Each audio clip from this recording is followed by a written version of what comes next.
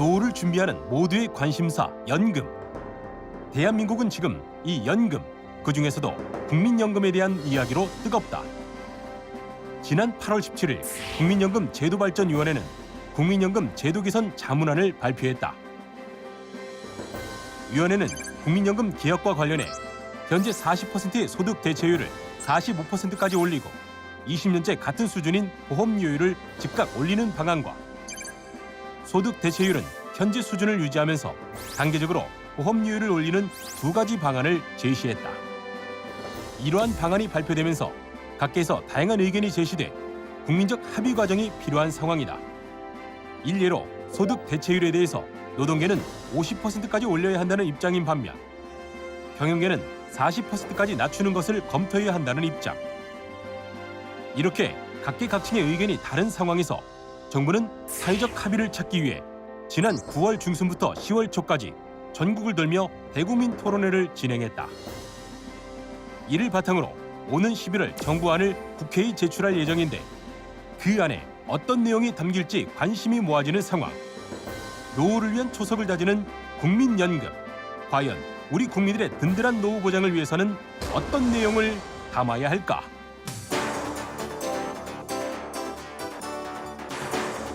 안녕하십니까. KTV 쟁점 토론 김만음입니다. 일반 국민들의 노후 준비하면 가장 먼저 떠오르는 것 중에 하나가 국민연금입니다. 국민연금은 5년마다 종합운영 계획을 수립하고 있는데요. 올해가 바로 해당되는 해입니다. 지난 8월 국민연금의 재정 건전성 평가를 바탕으로 한 향후 운영 계획 권고안이 발표가 됐습니다. 국민의 노후와 직결되는 사안인 만큼 각계의 입장도 다양했고 뜨거운 논란도 있었습니다. 때문에 정부는 전국 16개 시도에서 국민 대토론회를 여는 등 의견 수렴 과정을 거치고 있는데요. 오는 11월 이를 바탕으로 한 종합운영 계획을 국회에 제출할 예정입니다. 그래서 오늘은 정부의 개선안 마련을 앞두고 국민연금 개선의 필요성과 개선 내용 이런 쟁점에 대해서 이야기 나누는 시간 마련했습니다. 오늘 진행되는 토론은요. 매번 그렇듯이 유튜브와 페이스북 라이브를 통해서 생중계가 됩니다. 유튜브와 페이스북에 의견 남겨주시면 방송 중에 소개해드리겠습니다. 질문을 주셔도 좋습니다. 오늘 함께 얘기 나눌 네 분 패널로 나오셨는데요. 소개해드리겠습니다. 김원식 건국대 경제학과 교수 나오셨습니다. 어서 오십시오. 안녕하십니까. 김원식입니다. 국민연금 제도는 국민들이 가장 많은 영향을 받고 있고 또 가장 큰 정부 정책 중에 하나입니다. 보다 깊고 심도 있는 논의가 지속돼야 될 거라고 보고 있습니다. 네. 감사합니다. 고려대 사회학과 김원석 교수 나오셨습니다. 어서 오세요. 안녕하십니까. 김원석입니다. 우리나라는 이제 다른 경제적인 상황이 좋아지고 민주화가 되었지만 여전히 노인 빈곤 문제가 심각한 편입니다. 그 모든 이유가 국민연금 같은 공적연금이 제대로 작동하지 않기 때문입니다. 오늘 논의를 통해서 공적연금 제도의 어떤 발전에 기여할 수 있었으면 합니다. 네. 예, 한국보건사연구원 윤성명 연구위원 나오셨습니다. 어서 오세요. 안녕하세요. 한국보건사연구원 윤성명입니다. 국민연금 재정 개선 결과 발표되면서 많은 국민들이 좀 불안해하시는 것 같아요. 내 노후 국민연금 바라보고 있는데 이 재정이 좀 불안정하다 하니 이것도 뭐 다른 어떤 노후 대책 준비해야 되는 거 아니야 이런 식으로 걱정이 많은 것 같은데 오늘 토론을 통해서 뭐 제대로 좀 사실을 알려드리는 기회가 됐으면 좋겠습니다. 네. 참여연대 복지조세팀장이죠. 김남희 의원에서 나오셨습니다. 어서 오세요. 네, 안녕하세요. 김남희입니다. 저도 국민연금 가입자인데요. 제 노후를 국민연금이 잘 보호해 주길 바라는 마음에서 이 토론에 참여하게 됐습니다. 감사합니다. 네, 네 분께서 여러 가지 취지 또 바람직한 방향으로 의견 모아가자 이런 얘기 하셨는데요. 간헐적으로 국민연금 관련 얘기가 보도가 되고 하는데 이번에도 지난 8월 국민연금 개선 관련해가지고 보도가 많이 됐죠. 특히 기금 고갈 이런 얘기가 나오기도 했었는데요. 김원식 교수님. 네. 이번에 논의가 되고 있는 게 정기적으로 5년마다 하는 차원에서 나오기도 하겠지만은 제도적인 차원에서의 가치 문제도 안고 있죠. 그렇죠. 나온 배경을 종합적으로 먼저 개괄적으로 좀 얘기해 주시죠. 지금까지 그 4차 재정 재개선이 있었거든요. 네. 또 제도 개선이 있었고요. 그럼에도 불구하고 지금 그 국민연금의 재정 문제가 더욱더 심각해지고 있다는 데 문제가 있습니다. 네. 구조적으로는 그런 많은 개혁이 있었음에도 불구하고 내는 돈보다 더 많은 혜택을 받고 있다는 게 문제고요. 예. 또 더 문제는 이제 고령화에 따라서 노인 수는 계속 늘어나고 있는데 오히려 지금 출산율은 계속 떨어지고 있습니다. 예. 그러니까 문제가 더 심각해지는 거죠. 그래서 전체적으로 봤을 때는 현재 베이비붐 세대가 많이 은퇴를 하고 있거든요. 예. 사실 이 베이비붐 세대는 가장 그 연령층의 숫자가 많은 계층이고 이분들이 이제 실질적인 그 연금의 수혜 당사자가 되다 보니까 사회 문제화되는 속도가 굉장히 빨라지고 있습니다. 그래서 시급하게 이 문제를 해결하지 않으면 안 되지 않겠나 그렇게 생각합니다. 네, 여러 가지 제도적인 개선 과제들이 있겠지만 일단은 정기적으로 5년 만에 재정 추계 다시 정하는 건데 그렇죠. 이번에 나왔을 때 상황이 어땠습니까? 사왔을 때는 뭐 사실 저희들 입장에서는 뭐 상당 부분 예측이 된 부분도 있는데 예. 그동안에 국민들 입장에서 봤을 때는 국민연금이 실질적으로 완전한 노후 보장 수단이라고 생각을 해왔었던 거거든요. 네. 근데 이제는 더 이상 그러한 믿음을 줄 수 없다는데 문제가 심각해지는 거죠. 예. 그래서 앞으로는 지금까지 가져왔었던 이러한 그 개수적 조정, 예를 들면은 보험료율을 높인다든지 급여율을 낮춘다든지 예. 하는 문제들만으로는 이 문제가 해결되지 않겠나 그렇게 생각을 하고 있습니다. 네, 김원석 교수님, 이게 우리 재정 추계를 하면은 되게 장기적인 추계도 같이 보고 하는 거 아니겠습니까? 예, 그렇습니다. 국민연금 제도는 사회 발전에 항상 적응해야 되는 그런 사회적인 제도이기 때문에 장기적인 어떤 인구 변화 그리고 노동 시장의 변화, 경제 사정의 변화를 보면서 예. 그 상황에 적합하게 제도를 조정하게 되어 있습니다. 그 중에 가장 중요한 제도가 재정계산 제도입니다. 재정계산 제도에서 5년 동안 계속 5년에 한 번씩 점검을 하면서 예. 앞으로 어떻게 장기적인 발전을 해야 될지 뭐 그런 걸 점검하는 것이고요. 지금까지 재정계산 세 번 있었고 네 번 있었지만 사실 결과는 사실 비슷하게 나왔습니다. 아하, 이번이라고 특히 다른 게 아니고요. 예. 항상 이제 보험료는 좀 부족하고 그런 식으로 나왔는데, 근데 이번에 좀 특이한 것은 이제 문재인 대통령께서 네. 선거 대통령 공약에서 국민연금 제도 개선, 급여 인상을 말씀하셨기 때문에 그것과 맞물리면서 더욱더 이제 사회적인 급여 인상이라는 것은 소득 대체율을 올리는 거였습니까? 예, 소득 대출을 지금 이제 장기적으로 40%로 가게 되어 있는데 50%를 올리겠다고 공약을 하셨고 예. 그것 때문에 이제 그것과 맞물리면서 이번 제도 개선에 보다 많은 관심을 받게 된 것 같습니다. 이번 제도 개선의 특징은 이게 두 가지인데요. 하나는 이제 그러니까 김원식 교수님도 말씀하신 것처럼 그러니까 생각보다 그러니까 인구 고령화 속도가 빨라졌기 때문에 기금 소진이 생각보다 3년 정도, 네. 원래는 60년이라고 생각했는데 예. 57년 생각보다 빨리 소진이 되는 것으로 이렇게 그런데 지금 예상이 얘기하신 되었습니다. 그런 예. 부분은 사전에 예측을 다 할 수 있었을 것 같은데요. 노후화 문제라든가 여러 가지는요. 예측은 했지만 이게 법적으로 공식적인 예. 공식적인 여러 가지 어떤 제도 안에서 공식적인 예. 재정 추계는 이번에 이제 처음으로 나온 것이라 할 수 있습니다. 물론 아하. 개별적으로 연구원이나 연구자들이 예측한 경우는 있습니다. 예. 윤석명 의원님. 네. 재정 추계는 지금 5년 단위로 다시 한번 정비를 하긴 하지만 인구학적인 배경이라든가 경제 전망 다 포함한다면 되게 예측할 수 있을 것인데 이번에 그걸 둘러싼 논란이 갑자기 불거진 겁니까? 뭡니까?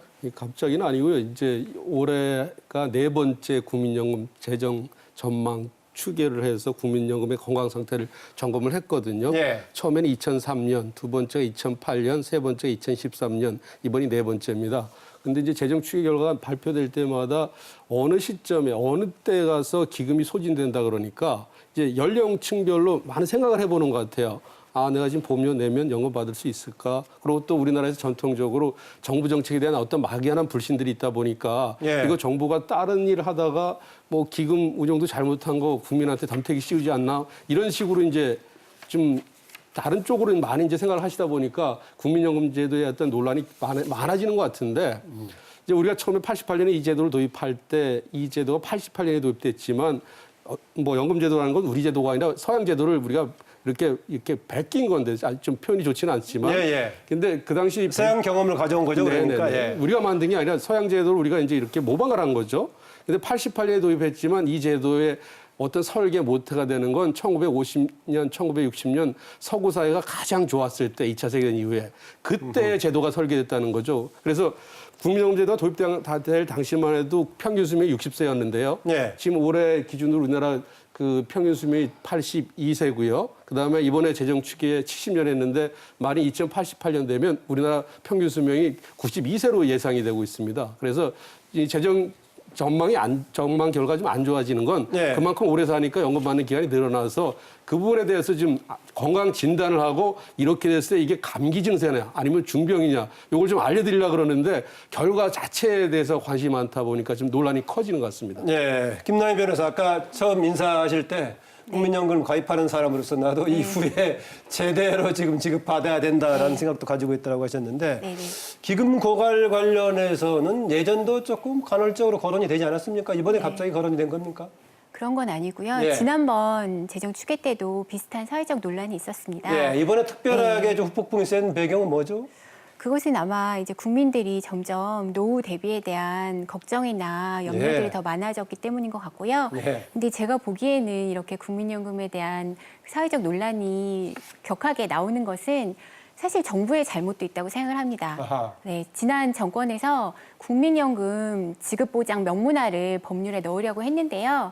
사실은 기재부 쪽에서 반대를 해서 그걸 이루지 못했어요. 예. 그래서 국민들 입장에서는 공무원 연금은 기금이 고갈돼도 국가가 이미 지급을 하고 있는데 국민연금은 지급 보장도 못 해준다고 하면서 매번 기금이 고갈되니까 보험료를 더 올려야 된다. 이런 방식으로 재정 추계 결과를 가지고 얘기를 하니까 좀 이제 내가 연금을 받을 수 있는 거냐, 과연 국민연금을 신뢰할 수 있는 거냐 이런 사회적 논란들이 생기게 되는 것 같습니다. 이후에 지급보증 관련 문제는 추가로 계속 논의가 되고 있습니까? 어떻습니까? 네, 그렇습니다. 그 이후에 예. 대통령께서 지급보장 명문화 해야 된다는 취지로 말씀하셨고요. 예. 국회에는 이미 관련 법안이 올라와 있기 때문에요. 예. 이번 국회에서 좀 긍정적인 논의가 있을 거라고 기대하고 있습니다. 네, 윤석민 의원님. 네, 그 지급보장은 생각보다 그렇게 간단한 것 같지는 않아요.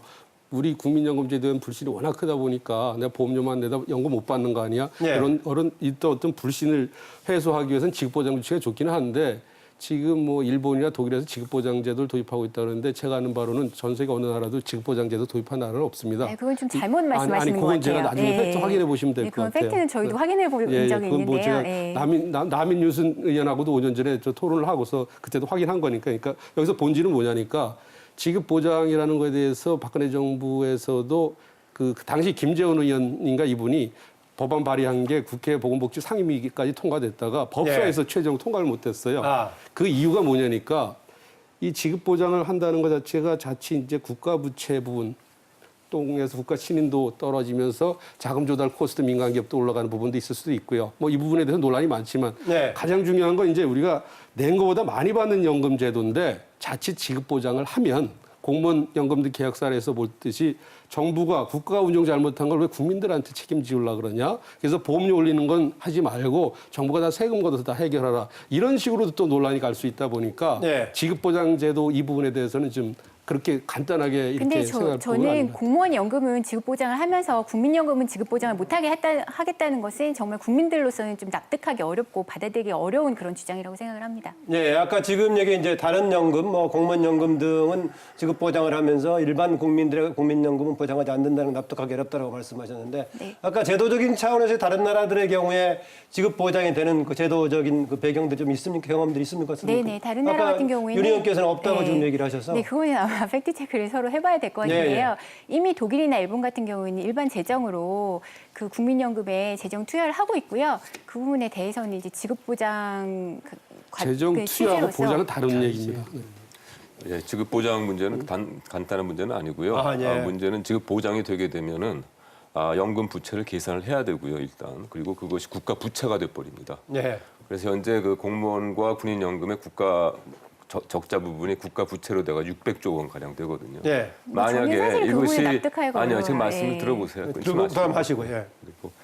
그래서 이러한 그 국가 부채화 될 경우에 있어서는 이것이 국가 신용도의 문제가 되고 그것이 결과적으로는 이행이 됐을 때에는 이탈리아라든지 그리스 같은 아주 심각한 경제 상황이 될 수도 있다는 점을 우리가 알아야 됩니다. 네, 김원섭 교수 하시고 그다음 하십시오. 예. 예, 두 가지가 있습니다. 이제 지급 보장과 그러니까 국가가 조세로 그걸 이제 충당하는 건 다른 문제입니다. 지급 보장은 지금 이미 되어 있습니다. 만약에 이 공무원 연금은 공적연금은 이미 재산권이기 때문에 그 재산을 절대 침해할 수가 없습니다. 자기가 낸 보험, 현재도 지금 지급 보장이 돼 있다라고 보군요. 지금도 자기가 낸 보험료에 대한 급여는 무조건 지켜지게 돼 있고요. 그것은 이제 헌법 소원을 하면 무조건 이기게 돼 있습니다. 아하, 예. 근데 문제는 이제 그다음 그러니까 문제가 지금 이제 있는데 김남희 변호사가 얘기했던 바는 국가 재정으로서의 확보를 해야 된다 그 그 얘기죠. 문제죠. 이제 그 문제는 또 다른 문제입니다. 과연 이제 우리가 지금 국가의 조세로 국민연금 재정을 충당해야 되냐 마느냐 문제는 다른 문제입니다. 그래서 네. 그 독일 이야기도 하시고 뭐 다른 나라에서 산다고 이야기하는데 그건 약간 오해가 있습니다. 독일에서 물론 조세를 좀 하긴 하는데 그 문제는 왜 그러냐면 역사적인 배경이 있는 겁니다. 2차 대전 때 그 연금 적립식 방식을 할 때 국가에서 전쟁 비용으로 연금 기금을 끌어 쓴 것도 있고요. 그리고 그 전쟁 때 그 군에 복무한 기간을 연금에 또 산정을 해줬습니다. 그런 것 때문에 그런 여러 가지 어떤 독일의 특수한 상황들 그런 것 때문에 이제 독일에서 세금을 넣을 명분이 있는 거죠. 그런데 우리나라에서 과연 이제 국민연금은 나름 좀 괜찮은 사람들, 사회적으로 좀 나은 사람들이 사는 받는 연금인데 거기에다가 조세를 부어서 그 연금 지금의 높은 급여수를 지켜주고 자기는 덜 내게 하는 그 방식이 과연 국민적인 합의를 할 수 있는가 그 문제하고는 완전히 다른 문제입니다. 예, 그 부분 같이 볼 것이 약간의 이제 아니에요. 김남희 변호사하고도 약간의 시각차가 좀 있군요. 예. 아까 이제 재정 일단요 좀 다시 돌아와서 현재의 국민연금 자체의 재정 상태는 어떻게 봐야 되는 겁니까? 간혹 지금 기금 고갈 얘기하는데 일부 또 분석가들의 자료 등을 보면은 다른 나라에 비해서 현재 재정 상태 그렇게 열악한 건 아니다라는 얘기 나오고 있는데요. 사실상 국민연금에서 기금을 쌓아두는 나라는 뭐 일본과 우리나라 수준이고요. 다른 나라 같은 경우에 있어서는 이미 그 확정 급여형 부과 방식으로 해가지고 내야 될 연금액을 거의 모두 다 사회보험료나 혹은 세금을 통해서 조달을 하고 있죠. 그래서 다른 나라 같은 경우에 있어서 국민연금, 공적연금에 관련된 문제는 사실 발생하지 않습니다. 그리고 실질적으로 그 고령화에 맞추어서 많은 제도를 다 정립을 했고 다양한 제도를 가지고 있는데 그동안에 우리나라는 그러한 준비가 거의 안 돼 있는 거죠. 그래서 일부에서는 지금까지는 이제 국민연금 기금이 650 정도 쌓여 있으니까 그 돈 쓰면 된다고 얘기를 하고 있지만은 그 기금이 분명히 앞으로 늘어나는 건 사실입니다. 그런데 그 기금이 일단 고갈되기 시작을 하면 이것이 사실 금융시장에 엄청난 영향을 미칠 수밖에 없거든요.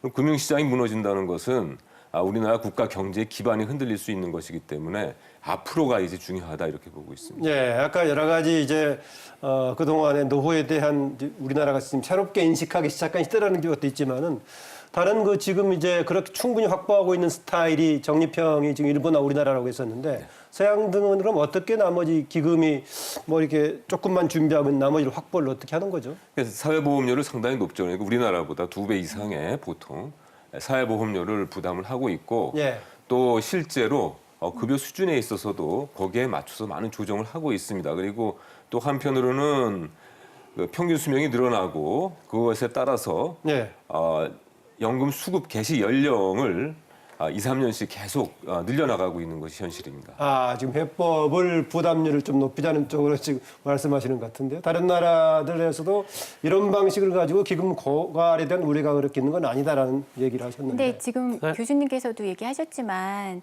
기금이 고갈되는 것이 아니라 그때그때 거둔 사회보험료와 일반 재정으로 국민들한테 지급하고 있다고 말씀을 하셨잖아요. 그래서 한국 같은 경우에도 기금 고갈이 문제가 아니라 우리가 연금 제도를 어떻게 가져가서 국민들이 안심하고 노후를 보장할 수 있을 것인가 그런 방식으로 제도가 가야 되는 거라고 생각합니다. 기금 고갈은 그렇게 큰 문제는 아닙니다. 왜냐하면 우리가 국민연금을 시작할 때부터 기금 고갈될 줄 알았거든요. 그런데 문제는 이제 보험료 이런 문제입니다. 보험료가 지나치게 높으면 그 기업이나 개인이 부담하기 어렵거든요. 이번 재정 계산에서 나온 그 중에 중요한 거는 그 기금이 소진되었을 때 그때 보험료가 얼마쯤 될 것인가를 계산해 보니까 30에서 40%가 된다는 거죠. 그러니까 그거는 뭐 계산 없이도 알 수 있습니다. 왜냐하면 그때쯤 되면 있잖아요. 가입자와 수급자 수가 비슷합니다. 그렇기 때문에 당연히 40%를 지키려면 보험료 40% 내야 되는 겁니다. 왜냐하면 기금이 하나도 없기 때문에요. 그래서 그런 경우에 이제 그 매우 높은 보험료는 줄일 필요가 있는 거죠. 예를 들면 이제 독일 같은 경우도 90년 말에 계산을 해보니까 이대로 가면 보험료가 38%까지 간다 계산이 되었어요. 그래서 그 이후에 계속 연금 계획을 해요. 주로 이제 급여 수준을 낮추는 거죠. 네. 낮춰서 나중에는 지금 18%까지 낮췄어요. 그런 식으로 그러니까 기금 소지는 문제 없지만 보험료를 적정 수준에 유지하는 것은 꼭 필요한 것입니다. 네, 윤석명 박사. 예, 그 연금 재정을 보는 시각이 이제 굉장히 이제 두 그룹으로 나눠져 있는데요. 우리나라는 이제 뭐 연금 적립금이 지금 한 640조 이상 쌓여 있습니다. 이렇게 많은 돈을 가지고서도 국민들을 안심 못 시키면서 기금이 소진된다, 공포 마케팅한다 이런 이제 비판들이 많이 예. 제기되고 있는데 그 내면을 조금 좀 들여다봐야 될 것 같습니다. 세 분이 말씀하셨는데 지금 연금 제도를 볼 때는 타이타닉호라는 큰 초호화 여객선이 그 빙산 조금 보이는 빙산에 부딪혀서 이제 가라앉았지 않습니까? 연금 문제는 우리가 보이는 지금 보는 거는 커다란 빙산에 물이 했던 조그만 부분이고 그 밑에 굉장히 큰 부분이 있는데 그 부분이 소위 말하는 임프리시 펜션 데트라고 해서 암묵적 부채라는 부분이 있어요. 예. 우리가 88년에 소득 대체를 70%로 도입했는데 그 70%를 미래 세대 부담 없이 부채 없이 지급하려고 하면 보험료를 25% 이상 걷어야 됐는데 그때 보험료를 3% 걷었습니다. 지금도 우리가 20년 동안 보험료를 9% 걷고 있는데 우리가 유사한 제도를 운영하고 있는 뭐 독일이나 다른 나라들은 이미 보험료를 뭐 19.5% 걷다 지금 18.5% 걷고 있거든요. 네. 40년 이상 동안 다른 나라는 우리하고 같은 제도를 유지하면서도 보험료를 2배 정도 이상 걷고 있거든요. 그런데 이제 그런 나라는 적립금이 2달치밖에 없어도 잘 운영하는데 우리는 2057년 앞으로도 한 40년 이후까지 돈 있는데 왜 매번 재정 계산하면서 국민들을 그렇게 공포에 떨게 하느냐 이런 얘기 자연스럽게 나올 수 있지 않겠습니까? 그렇죠, 예. 근데 거기는 이미 연금 받는 사람하고 내는 사람들이 어떤 제도적인 측면에서 안정적인 단계로 들어간 게 20, 30년 지난 반면에 그 안정적이라는 것이 들어오고 나가는 것이 안정적인 인식의 안정성을 얘기하는 겁니까? 모두입니다. 제도 측면에서 국민들이 긍정적으로 보는 부분 또 네. 제도에 보험료 내고 받는 이 비율이 안정적인데 우리는 1941년에 최대 적립금 한 1770조가 쌓여있던 게 1957년에 마이너스 한 150조 정도로 빠져버리거든요. 네. 16년 만에 적립금이 예를 들면 2,000조가량이 빠져버립니다. 그건 뭐냐면 그만큼 우리 인구 구조가 출산율은 적고 연금 받는 사람들은 늘어나고 네네. 기대 수명이 늘어나다 보니까 이 제도를 손을 안 대면 지금 우리 세대는 예. 뭐 주입게 네. 내고 많이 받을 수 있지만 젊은 세대들이 다 우리나라를 떠나고 싶을 정도의 네. 어떤 고통을 느낄 수도 있으니 그 부분을 먼저 우리가 선제적으로 논의를 해보자. 이런 취지에서 이 부분을 좀 네, 접근할 필요가 있을 것 박사님이 같아요. 얘기하신 것처럼 논의가 필요하다는 거는 저도 인정을 하고요.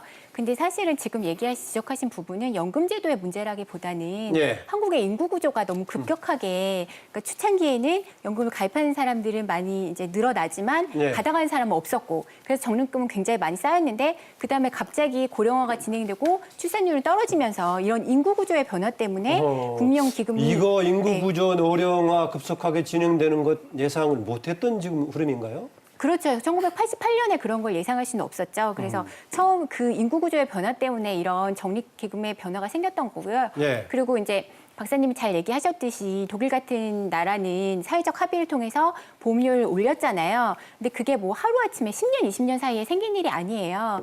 그 제도가 100년 이상 되고 제도가 충분히 성숙하고 이 제도를 통해서 우리가 노후를 보장받을 수 있을 거라는 사회적 합의가 충분히 형성된 다음에 네. 이런 제도 개혁이 계속 일어났던 거죠. 근데 한국은 제도가 도입되고 전 국민 대상으로 된 게 1999년이니까 지금 한 20년 정도도 안 된 사이에 보험료를 계속 깎아 나가면서 네. 지금은 고갈될 거니까 국민들이 굉장히 힘들다, 국민들 더 내야 된다 이런 식으로만 공포 마케팅을 했기 때문에 이런 제도 불안이 생기는 한 것이지. 말씀 좀 네. 더 드려야 될 것 같은데 이건 공포 마케팅이 아니라 이제 국민연금을 건강 진단을 해본 겁니다.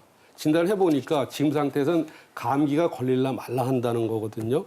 이걸 한 40년 놔두면 이게 이제 그 호미로 막을 거 가래도 못 막는 이제 그 중병에 걸릴 수 있다 이런 부분인데 지금 우리가 독일이나 이런 사례를 한가하게 비교할 수 있는 나라가 아닌 것 같아요. 우리 전 세계에서 유례를 찾아보기 어려울 정도로 압축 경제 성장을 한 나라고 연금 제도도 압축 성장을 하는 나라입니다. 지금 1955년부터 63년 사이에 태어난 1차 배움 세대가 820만 명인데 예. 외국 사례들 따지면서 50년, 10년 뒤 차분히 얘기하면서 보험료 올리자 그러면 이 820만 명들은 자기가 낸 거에 서너 배를 받으면서도 더 부담 안 하면서 퇴직해서 죽을 때까지, 사망할 때까지 연금을 받는 제도로 흘러가거든요. 그러니까 우리 그만큼 압축 경제 성장한 게 연금 제도를 포함한 다른 사회보장 제도에 그대로 나타나니 좀 국민들이 고통스럽더라도 빨리빨리 논의해서 좀 고칠 건 고치고 이래야 되는데 국민들이 충분히 연금 다 받고서 이 제도를 100% 신뢰할 때까지 기다리자 그러면 이미 실기할 수도 있다는 겁니다. 그래서 네. 그 부분에 대해서 우리가 좀 고민을 해봐야 될 것 같아요. 네, 김원식 교수님. 저는 공포 마케팅을 해야 된다고 하는 입장이고요. 네. 왜냐하면은 워낙 이 제도가 큰 제도고 국가적인 제도입니다. 네. 지금 러시아 푸틴도 지금 정권의 위기를 느껴가면서 연금 개혁을 하고 있습니다.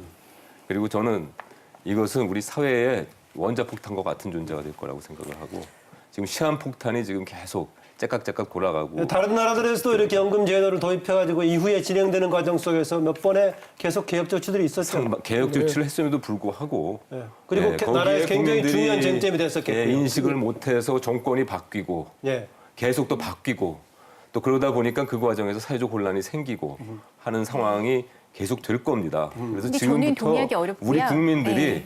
이것을 정말 공포로 인식을 해서 네. 여기에 미리 준비하지 않으면 안 된다고 근데 생각합니다. 사실은 저는 그렇게 공포스럽다고 생각하지 않습니다. 지금 관련된 추계를 이번에 나온 추계도 보시면요. 지금 현재 제도를 하나도 안 건드리고 2088년까지 가도 그 국가가 일반 재정으로 지급해야 되는 그 금액이 GDP 6.6%예요. 근데 이미 OECD 국가들 중에서는 GDP의 10% 넘는 금액을 노후소득 보장에 쓰고 있는 나라가 예. 6, 7군데 되거든요. 예. 그럼 그 나라들이 이미 다 망했어야 돼요. 근데 지금 이 나라들이 정상적으로 굴러가고 있다는 것은 우리나라가 그대로 제도가 가도 2088년에 멀쩡할 예. 수 있다는 걸 입증을 하는 거죠. 네, 이 부분에서 뭐 서로 뭐 얘기하실 게 많을 것 같은데 김원섭 교수 하시고 그다음 윤 박사님 하시고요.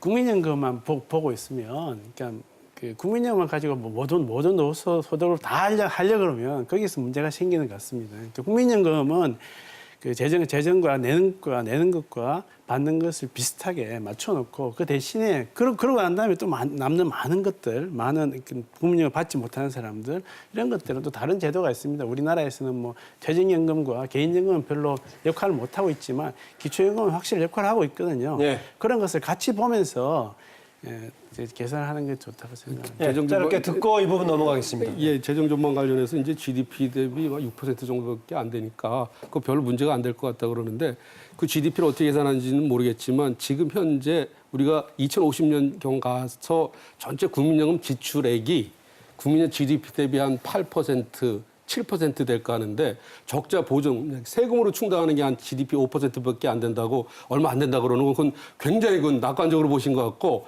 그 최근에 국정감사, 보건복지 국정감사에서 나왔던 부분이 45% 소득 대체를 5%포인트 인상하는 게 아니라 예정대로 40%로 낮췄을 때 2088년까지 누적 적자가 1경이 넘는 걸로 나타나고 있거든요. 조가 아니라 1경이 넘는 걸로 나타나고 있어요.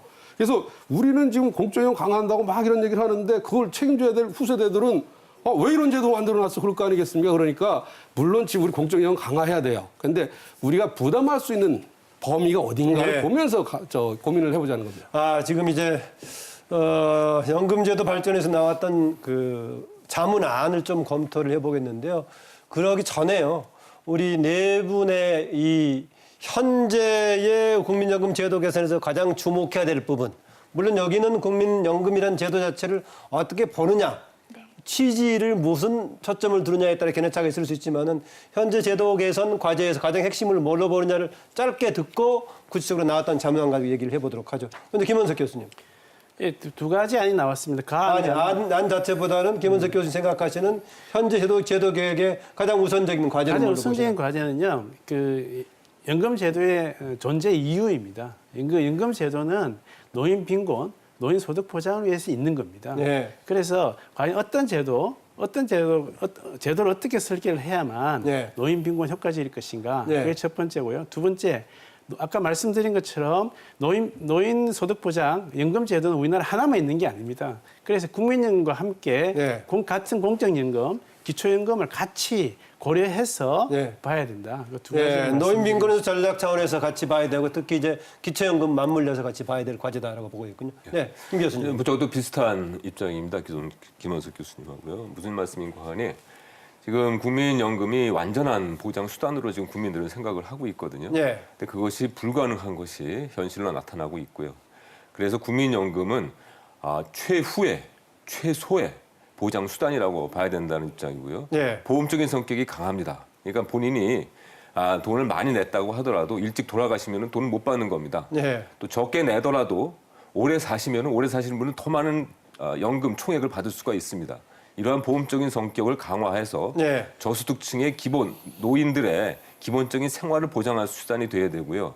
더 나아가서 현재 예. 퇴직연금이라든지 혹은 기초연금 그리고 기초생활보장제도도 사실 노인에게는 연금 수단이거든요. 예. 그래서 개인연금 포함해가지고 예. 전체적인 구조 개혁을 서둘러야 되는데 시간이 없죠. 예. 김남희 변호사는요?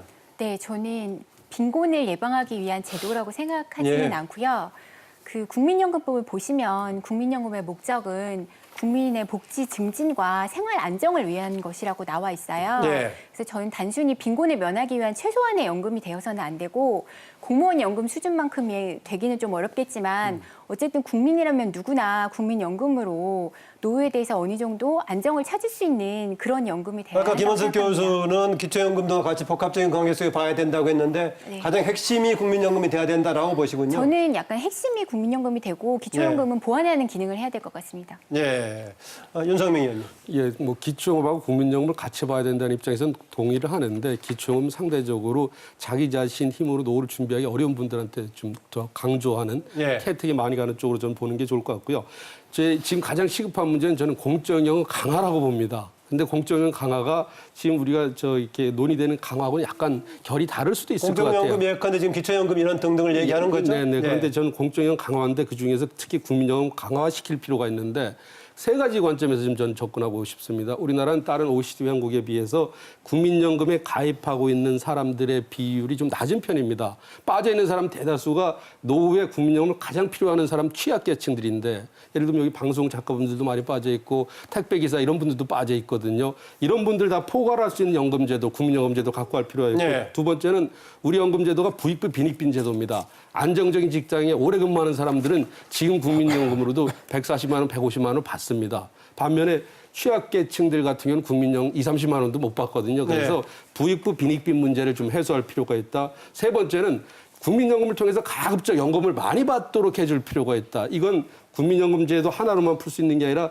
노동시장 문제하고 같이 연결시켜서 예. 가급적 오랜 기간 국민연금 가입할 수 있도록 정부가 다양한 정책을 펴야 된다. 이런 관점에서 저는 이 세 가지 관점에서 국민연금을 강화시킬 필요가 있다. 이렇게 말씀드리겠습니다. 네, 김원석 교수님 짧게 제가 추가 질문 드리겠는데 아까 기초연금을 포함한 관점에서 이제 특히 노후 빈곤 문제, 노인 빈곤 문제 얘기하셨는데 비중으로 보자면은 역시 국민연금이 훨씬 더 이제 중요한 역할을 차지하는 겁니까? 아니면 이것도 이후에 제도라든가 이 설계에 따라 다를 수 있다고 보십니까? 그 시기에 따라 달라집니다. 그 당시 사회에서 사회에서 이제 노인 빈곤의 상태가 어떤지 그게 달라지고요. 제도에 따라 달라지는데요. 예를 들면 지금 같은 경우 국민연금 같은 경우에 사각지대가 전체 인구의 한 50%가 되거든요. 네. 향후에도 이번 추구에서 보여준 게 뭐냐면 기금 소진 연도도 있지만 그것보다 더 중요한 건 향후에도 절반밖에 연금을 받지 못하게 되어 있습니다. 아무리 국민연금 성숙하더라도 50%는 국민연금 받지 못하게 되어 있습니다. 네. 그래서 이번에 그건데요. 그렇다면 이런 상태에서 사각지대가 매우 높은 상태에서는 50% 정도면 그중에 나머지 지금 이제 군인연금이라든가 공무원연금, 사학연금까지 포함한다면 커버가 되는 게 몇 그건 퍼센트 해봐야 정도가요? 특수지역연금 해봐야 인구의 4%밖에 안 되거든요. 아, 그래요? 그래서 그렇게 사각지대가 공적연금 사각지대가 높은 상태에서는 기초연금 모든 사람이 그러겠네. 대부분의 만약에 사람이 이제 받는 그렇다면, 기초연금이 네. 상당히 두껍게 깔려야 되고 네. 그리고 향후에 만약에 국민연금이 인구의 한 70, 90% 독일이나 다른 나라처럼 90%, 80%까지 포함하게 되면 네. 그 이후에는 기초연금 기능이 그렇게 중요하지 않습니다. 그렇다면 국민연금 더 강화시키는 방향으로 갈 수가 있습니다. 그런 네. 예들을 다른 나라 따라가고 그럼 있습니다. 이후에는 현재는 50% 정도인데 이후에 지금 발전 방향으로는 더 많은 70% 이상을 커버할 방향으로 갈 수 있다라고 보시군요. 근데 우리나라 같은 경우에 보시면 다른 나라와 다르게 비정규직이나 아니면 자영업자 비중이 매우 높기 때문에 우리나라에서 과연 그게 어떤 방향으로 갈지는 잘 모릅니다. 원래 국민연금을 계속 고수했던 사람들의 입장이 뭐냐면 자영업자 이런 부분 향후에 줄어들 것이라고 예상을 했습니다. 예. 그런데 아시다시피 자영업자는 좀 줄어들하다가 지금 더 늘어나고 있거든요. 네. 그런 측면에서 그걸 우리가 신이 아닌 이상은 네. 향후에 이게 뭐 어떻게 될 것이다, 저렇게 될 것이다. 그 앞으로 이런 계획을 다 하는 게 아니고 지금 현재 노인 빈곤의 상태가 어떤가. 예. 지금 현재 노인 빈곤을 없애기 위해서 우리가 어떤 방식으로 접근해야 되는가 그것이 더 근데 중요하다고 지금 생각합니다. 그 추계 4차 재정 추계 결과를 보시면요.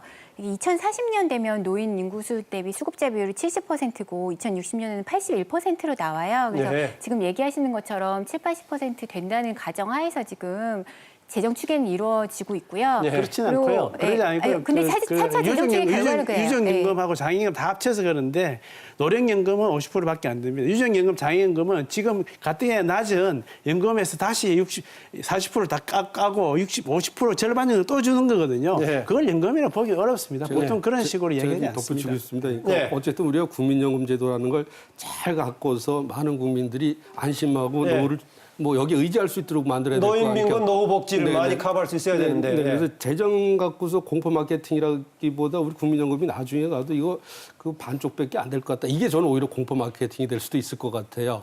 네, 그런 측면에서 이번에 제가 이제 국민연금 제도 발전위원회 위원으로 참여를 했었는데 전에는 계속 문제 제기를 해도 이 부분에 대해서 공감대 형성을 못했는데 이번에 위원회에서 좀 제안했던 게 뭐냐면 취약계층들이 국민연금에 성실히 가입할 수 있도록 정부가 보험료를 50% 최대 90%까지 지원해주는 두루누리 사회보험을 지금 말씀하신 취약계층들 국민연금에서 빠져 있는 분들 있지 않습니까? 네. 그분들한테 확대하자는 부분에 대해서는 위원분들이 거의 다 의견 공감대를 형성했습니다. 아, 그래서 그럼 자문안 발표가 될 때 같이 보충안도 동시에 발표가 됐습니까? 그 내용도 들어있는데 워낙 재정안정 쪽, 재정안정 패키지에만 네. 관심 있다 보니까 김광할 뭐 논란이 워낙 컸기 이쪽은 때문에. 들여다보시지도 않았는데 제가 보조적으로 취약계층들에 대해서 어쨌든 정부가 사용자 입장으로 보면 한 50%는 지금 지원해 주면서 가입률을 좀 높여주자 이런 부분에 대해서 정책적인 보완 조치가 이제 들어갈 거기 때문에 지나치게 그걸 비관적으로 볼 필요는 없다고 생각합니다. 아, 그러니까 이제 그동안에 가입하지 못했던 여러 가지 취약 상황 때문에 가입하지 못했던 분들이 이 제도 안으로 들어오게끔 여러 가지 보완 조치들을 네, 기본 네. 강구하고 있다. 네. 아, 어쨌든 간에 뭐 그런 여러 가지 논의하셨는데 현재 우리 네 분 중에서 윤석명 의원이 이번에 연금제도발전위원회 참여를 하셨죠. 예, 그렇습니다. 그 안이 지금 2개로 나왔던가요? 예, 그렇습니다. 나왔는데 어떤 취지를 주로 반영한 아닌가 개괄적으로 설명 좀 주시죠. 예, 뭐 짧게 좀 말씀드려야 될 것 같은데 가안하고 나안으로 돼 있는데 네. 가안은 소득 대체율을 45%로 유지하는 안입니다. 그러다 보니까 이제 일반 국민들께서는 가안이 현행 유지안으로 알고 있는데 그렇지는 않고요. 네. 국민 소득 대체율은 88년에 70%로 도입돼서 이제 계속 좀 내려가도록 돼 있어요. 그래서 2028년 되면 40%로 이제 떨어질 예정인데 아, 그게 뭐 예정이라는 것은 뭐 어떻게 어느 제도로 돼 있나요? 규정이 돼 있나요? 네, 국민연금 지금 올해 기준으로 45%인데 매년 1년마다 0.5%포인트씩 소득 대체를 떨어뜨리도록 되어 있습니다. 아, 이미요? 네네. 그래서 이게 2007년 그 참여정부 때 개혁한 내용인데요. 그래서 2028년이 되면 이게 40%로 하락할 예정에 있습니다. 이번 이제 재정 계산에서 가장 큰 논란은 예정대로 40%로 떨어뜨리면 이게 안정적인 노후 생활을 위해서는 턱없이 부족하니 네. 소득 소득 대체는 더 떨어뜨리지 말고 45%에서 멈추자. 그래서 5% 우리가 원래 운영할 제도보다는 소득 대체를 5%포인트를 올리자는 게 가안입니다. 예, 그러면 지금 화면에 지금 나오고 네, 있지만 네. 아까 김남희 변호사 얘기했던 문재인 대통령의 공약도 일정하게 절충해서 반영한 거네요. 만약에 네, 저게 들어가 유지가 안 있다고 된다면 더 내려갈 소지가 있는 것이기 때문에. 예. 그래서 이제 45%는 현행 유지가 아니라 5%포인트를 올리는 안이다라는 건 좀 확실히 알 필요가 있고요. 50% 공약에는 맞지 않는 네. 거지만은 네. 뭐 일정 네, 절충한 네. 거다라고 볼 수 있겠네요. 이제 그런데 이제 45%를 5%포인트를 올리니까 가안에서 제시한 재정 안정 방안은 네. 5%포인트를 올리기에 필요한 보험료가 2%포인트라는 거죠. 그래서 내년에 당장 보험료를 2%포인트 올리자. 아, 그게 11%로 아까 나온 네, 인상하다. 11%. 근데 여기서 주의 있게 보셔야 될 거는 실질적으로 우리가 알고 있는 2057년에 기금이 소진된다는 국민연금 재정 전망은 네. 예정대로 소득 대체율이 40%로 낮춰질 때 재정 추계 결과입니다. 네. 그런 관점에서 보면 가안에 45% 소득 대체를 올리고 보험료는 11%로 2%포인트 올린다는 건 재정 안정화반은 빠져 있는 안입니다. 네. 소득 대체를 5%포인트 올리는 그거에 대한 어떤 부담 추가로 하겠다는 부분입니다. 그러니까 이 내용을 그러니까 대증적인 지금 조치네요. 그러니까요. 예. 그러니까 그냥 일반 국민들한테 물어보면 뭐 45%더 올려주니까 이게 더 좋은 거 아니야 이렇게 생각할 수 있는데 젊은 세대 미래 시대 입장에서 봤을 때는 좀 부담이 많이 될 수 있는 거고요. 네. 이제 나안에 대해서 이제 말씀을 드리면 나안은 예정대로 소득 대체율을 40%로 떨어뜨리자. 그런데 2057년에 기금이 소진되는 걸로 나타나니까 일단 10여 년에 걸쳐서 보험료는 4.5%포인트 올리자. 그러니까 지금이 9%인데 이걸 2028년 9년까지 13.5%포인트를 올린 뒤에 예. 그 이후 시점 가서 그래도 장기적인 재정 안정 달성이 좀 부족하니까 그 이후에 가서는 수급 연령을 좀 이건 확정은 안 된 겁니다. 예, 예. 국민 여러분들한테 물어봐서 자문 아니죠, 그러니까. 네, 예. 국민 여러분들한테 물어봐서 뭐가 더 덜 고통스럽겠냐? 보험료를 거기서 조금 더 올리는 게 낫겠냐? 아니면 평균 수명이 늘어나는 만큼 연금 지급을 좀 짙게 받을 거냐? 아니면 연금 받는 시점을 뒤로 미룰 건가? 이거는 그 시점 가서 국민들하고 상의해서 결정하겠다는 게 나안의 내용입니다. 그럼 여러 가지 조치가 같이 맞물려 있네요. 보니까 수급 연령도 있고 지금 이제 보험료율도 있고 여러 가지 앞으로 그 소득 대체율도 있고 하는데 이번에 11% 나오는 것에 대해서 좀 반발이 좀 있을 것 같습니까? 어떻습니까? 가안의 경우 가안의 문제는 11%는 아닙니다. 11%로 그 문제 해결되면 정말 환영이죠. 해법이 근데, 아니다. 예. 가안에서 만약에 45% 하려면 지금 아마 17% 이상까지 올라가야 됩니다. 정확하게 하면. 윤 박사님께서도 재정적인 대책은 아니었다. 그러니까 일단 11%하고 향후에 더 올리겠다는 얘기지 11%에 머물겠다는 얘기는 아니거든요. 그래서 11%에 머문다, 11% 하면 그거 다 할 수 있다 얘기하는 거는 좀 이제 문제가 있는 생각이고요. 11% 정도가 유지가 될 수 있다면 그렇게 불만이 크지 않을 것이다. 11%면 고맙죠. 근데 이후에 지속적으로 올릴 게 뻔하다라고 보시군요. 올리지 않으면 그렇게 되면 그 보험료 올리지 않으면 재정을 투입해야 됩니다. 우리가 필요 보험료가 18%면 재정을 그러니까 그 11%면 그러니까 7%에서 8% 되는 보험료 모든 가입자의 보험료를 재정으로 투입을 해야 됩니다. 근데 그것이 뭐 국민적인 합의가 있다면 저는 뭐 찬성하는데요. 근데 문제가 뭐냐면 과연 이제 국민연금 받는 사람들과 받지 않는 사람들 반반으로 나눠져 있고 국민연금 받지 않는 사람인 경우는 국민연금 받는 사람들 훨씬 더 상황이 안 좋은데 왜 우리가 돈을 내서 돈을 모아서 상태가 좋은 사람들한테 돈을 다 몰아주냐. 이런 식으로 그러니까 현재 수급자들이 여러 개 상태가 좋다. 현재 수급자 앞으로도 국민연금을 받는 사람 아까 50%를 그랬잖아요. 그러면 상위 50%가 됩니다. 상위 50%한테 하위 50%는 지금 빈곤선 이하에 살고 있는데 돈을 다 모아서 상위 50%에 그것도 두당 보험료 7%에 해당되는 보험료를 몰아준다. 그건 민주사회에서는 정당성이 없는 이야기입니다. 시청자분들이 굉장히 헷갈리실 것 같아요. 저도 약간 헷갈리는 부분이 있는데요. 제가 조금 더 설명을. 수급자를 지금 상위 50%라고 얘기하니까. 이게 이제 국민연금이라는 게 뭐냐면 낸 거보다 받는 액수가 굉장히 많은 게 우리 국민연금 제도인데도 그걸 공무원 연금이 다른 제도로 비교하다 보니까 이제 상당히 박탈감을 느껴서 그렇지 지금 국민연금에 가입해 있는 분들, 장기 가입해 있는 분들은 어떤 다른 상품에 비해서 많이 받는 제도입니다. 그런데 이게 안정적인 직장, 좋은 직장에 다니는 사람들 위주로 지금 장기 가입을 하고 있는데 이걸 아까 그대로 소득대출 45% 5%포인트 올리고 보험료를 11%만 로 2%포인트만 올린다 그러면 혜택을 더 준다는 그런 설명인 것 같습니다. 근데 이제 제가 지금 끼어든 건 뭐냐면 가안에 대해서 이제 나안을 만든 사람들은 어떤 의심을 하고 있냐면 뭐 11%로 내년에 2%포인트는 올리고 나서 나중에 2030년 이후에 13% 이상으로 올리는 것도 검토해 보겠다 그러는데 거기에 대해서 구체적인 안을 제시를 안 하고 있거든요.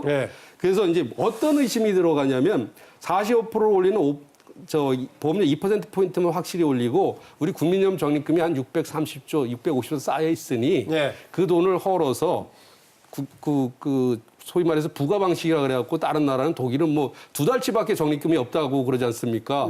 독일 얘기가 자꾸 나오는 게 그러니까 나를 만든 사람들이 의심하는 건 뭐냐면 2% 보험료 올려놓고 적립금이 많으니까 그거 이제 헐어서 그냥 소득대출 45% 지급하는데 쓰자 뭐 이런 식 얘기가 나올까봐 지금 우려해서 이제 나안이 동시에 나오게 됩니다. 그런데 김원섭 교수가 걱정했던 이제 재정 문제가 닥치게 되면은 이 11% 갖고는 안 될 것이다. 이후에 지속적으로 올리는 길이 뻔히 보인다라는 지적을 어떻게 보십니까? 나안만 해도 나안은 예정대로 40%로 떨어뜨리는 아니겠습니까? 나안에서도 재정 안정을 달성하려면 보험료를 17% 이상 올려야 됩니다. 그러니까 나안은 당장 17% 올리자 그러면 국민들이 국민연금 그냥 그만하자 이렇게 말씀하실 거 아니겠어요?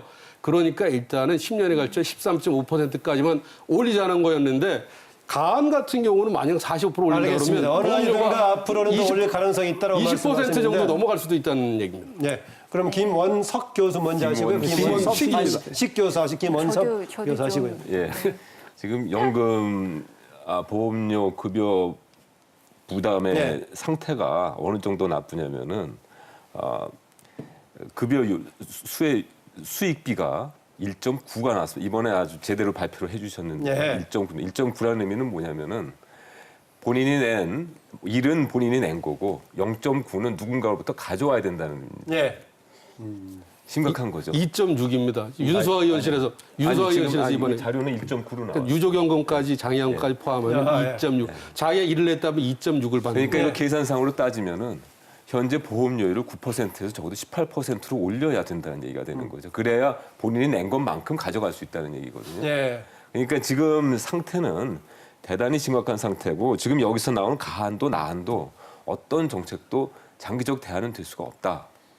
단지 문제는 현재 국민들이 가지고 있는 이러한 그 미래에 대한 불안을 다독여주는 수준밖에는 되지 않을 거다 이렇게 보고 있습니다. 예. 김원식 교수께서 말씀하셨고요. 김원섭 교수. 아까 제가 갑자기 말씀을 드려서 좀 이해가 안 되신 분이 있을 것 같아서. 저도 약간 근데 우리나라 임금제도는 이렇게 되어 있습니다. 세 그룹이 있습니다. 첫 번째는 공무원, 그러니까 특수지역연금, 그러니까 매우 많이 받죠. 공무원은 240만 원, 그 사학연금 260만 원을 받습니다. 그게 이제 특권층이라고 볼 수 있고 4%, 인구의 4%고요. 그리고 이제 국민연금 같은 경우에 지금 30%인데 앞으로 좀 늘어나면 한 50%까지, 50%에서 55%까지 받는 국민연금을 받는 두 번째 그룹이 있습니다. 그 사람은 중간쯤에 있는 사람들이고요. 나머지 사람 앞으로 그 기초연금 지금 25만 원 올라갔지 않습니까? 25만 원 받는 사람들 이 세 그룹으로 나눠져 있습니다. 지금 네. 우리나라 임금에서요. 그렇다면 이제 각각의 그룹에 맞춘 해법이 있어야 됩니다. 그리고 전체적으로 보는 그림이 있어야 되는데 상식적으로 보면 그렇습니다. 특수지역연금 너무 높으니까 깎는 게 당연하고요. 그리고 기초연금 받는 25만 원 너무 낮으니까 올려주는 거 당연한 거예요. 국민연금 같은 경우에 매우 낮기 때문에 기초연금 합쳐서 더 많은 소득 보장을 하는 게 당연한 겁니다. 그런데 지금 같은 경우에 가하는 경우에 국민연금에만 집중되어 있는 제도입니다. 그래서 그것보다 훨씬 더 열악한 상황에 있는 기초연금을 올리면서 동시에 국민연금 가입자들의 급여 수준을 기초연금을 올릴 수 있는 방법을 찾아야 됩니다. 국민연금 가입자들도 국민연금을 받고 기초연금을 동시에 받으면 급여 수준이 올라가거든요. 개인적으로 보면. 알겠습니다. 그런 방식을 같이 연관해서 봐야 된다. 아까 우리가 얘기하는 지금 이제 공무원, 군인, 그 사학연금 이걸 우리가 특수직연금이라고 부르죠. 특수직역연금이라. 특수직역연금이다. 이건 얘기 나온 김에요. 지금 이제 사실 그 특수직역연금이라는 것이 국민연금 제도가 도입되기 전에 나왔던 제도 아니겠습니까? 지금 이제 국민연금이 보편화되면서 같이 비교가 되니까 좀 형평성 문제를 제기하는 것 같은데 그건 어떻게 봐야 될까요? 2014년, 15년 공무원연금 개혁 관련해갖고 우리나라가 떠들썩했거든요. 그랬죠, 예. 이제 공무원연금, 군인연금, 사학연금은 이제 두 가지 관점에서 특권이라는 용어까지 쓰시는데. 두 가지 관점에서 좀 봐야 될 것 같습니다. 네. KTV 관계자분들도 공무원연금 관계자분들이 있을 텐데 하나는 공무원연금 제도 자체의 문제입니다. 2009년, 2015년 개혁을 했는데 개혁의 주 내용이 신입 직원들, 신입 공무원들한테 부담이 고통이 많이 가도록 개혁을 했다는 부분이죠. 예. 그래서 이제 어떤 공무원 세대 간 형평성 관점에서 좀 더 고민할 필요가 있고요. 그다음에 이제 우리 공무원연금 개혁을 할 때 그동안 고통스러운 개혁은 했습니다만 지급률 조정보다는 받는 것보다는 부담을 높이는 쪽으로 개혁을 좀 해왔습니다. 예를 들어서 이제 이게 무슨 의미가 있냐면 보험료를 올리면 한 5년 동안 반짝 효과는 있습니다. 보험료 수입이 늘어나니까.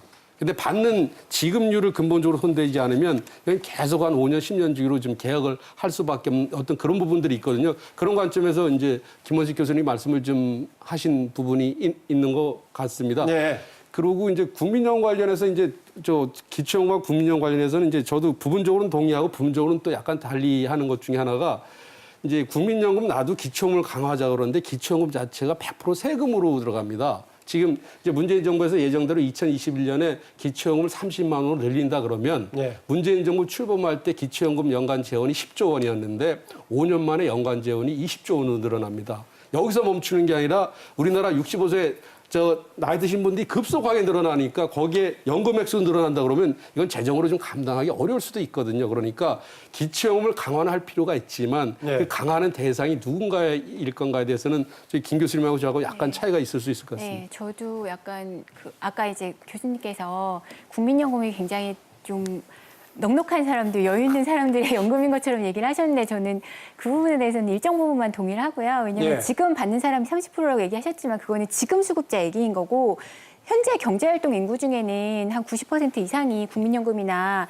각종 연금에 공적연금에 가입돼 있고 다만 이제 납부예외자나 그 장기 체납자를 빼면 78% 수준으로 떨어지는 거거든요. 그래서 경제 활동을 하고 있는 사람들은 상당 부분 지금 국민연금에 가입이 돼 있어요. 그리고 이분들한테 거의 유일한 노후소득 보장 수단이 국민연금이에요. 근데 기초연금 같은 경우에는 박사님도 잘 지적하셨지만 이게 세금으로 한다고 하면 미래 세대에 막 노인이 40% 되면 그때 누가 세금을 내서 그 사람들 기초연금을 줄 것이냐. 네. 그러니까 저는 이제 국민연금이 뭐 특권 뭔가 이게 특권이 있는 사람들을 위한 제도니까 이거는 축소하고 기초연금 강화 쪽으로 간다는 것은 좀 도개하기 어렵고 국민연금도 충분히 강화를 해야 또 네. 기초연금도 같이 갈 수 있는 그런 기반이 마련된다고 생각합니다. 김남희 변호사는 강화 지금 여러 가지 얘기하셨는데 현행 제도에서 어느 부분을 강화해야 된다고 보시는 겁니까? 저는 이제 국민연금이 기본적으로 45% 정도 수준 돼야 된다고 생각을 하고요. 예. 그리고 그 국민연금 사각지대를 해소하고 가급적 많은 국민이 국민연금으로 보호받을 수 있도록 하고